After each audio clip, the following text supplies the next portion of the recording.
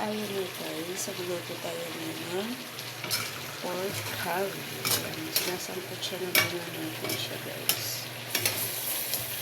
Ayan, manuot yung mga timpla natin doon sa curry.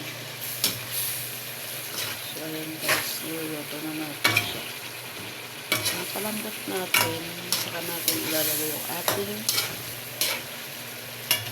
gata. So, yung ating curry guys, ay lalagyan natin ng vegetables.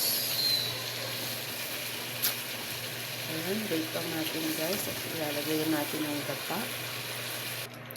So, ayan na nga guys, yung ating pork curry. Yan po yung aking my own version ng curry ko.